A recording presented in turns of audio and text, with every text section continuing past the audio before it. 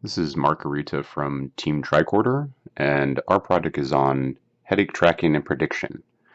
Our solution is to provide a system for tracking headaches and predicting if and when they might occur based on features that are used as part of a back-end machine learning infrastructure. Hi, this is Ken from Team Tricorder. I will be talking about the architecture diagram. The key feature of our project is to use a machine learning model to predict next headache and its duration. The machine learning module is one important component. The next big component is the file server, which will be used to store patient data and observations, headache in our case. And users will be interacting with our application via voice. So the web application is a component for that. We chose Play framework for our web application. Play is a Java-based web framework follows the MVC pattern, which stands for Module, View, and Controller. We chose Play because it's Java-based, so it should be easy to implement the file integration. And we will use JavaScript at the front end for voice interaction. We also have a database to serve basic functionalities like registration, authentication, etc. And we choose PostgreSQL and open source relational database for that. The database will also store predictions for users. Predictions will be calculated and stored by the machine learning module. It pulls observations from the file server, builds a model, applies data, and then calculates. So this is our architecture from high level.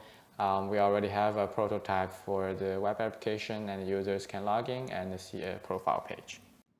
To this point, we have planned, as indicated by our Gantt chart, we have completed the following items: creating a wireframe for our UI layout, evaluating our server framework, which will use Play and Postgres, analyzing overall requirements and creating an initial test plan, evaluating our machine learning framework, which will use scikit-learn, setting up a development environment which will use Docker for deploying our solution, and developing a WebKit POC that has an initial integration of voice-activated recording system.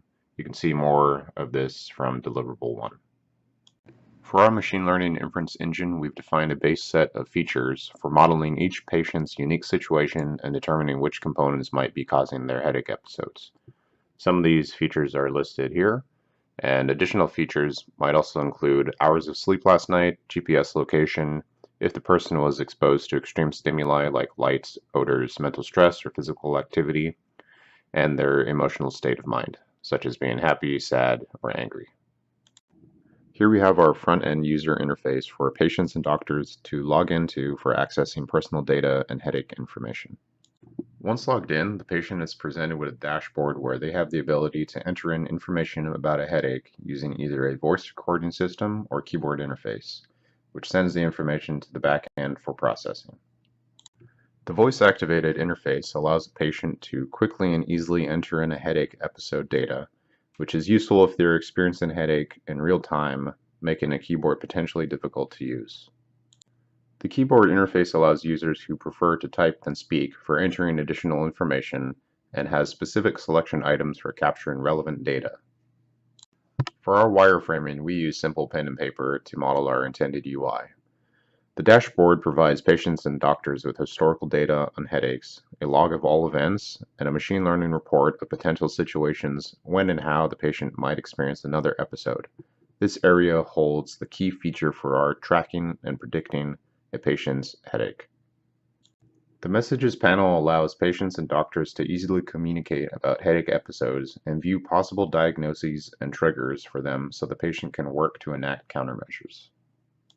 A documentation page is provided which might include details on how to use the interface or general information about additional health resources. For our next steps until the next status report is due on October 29th, we expect to complete the items on rows 10 through 14, 15, 17, 19, and 21.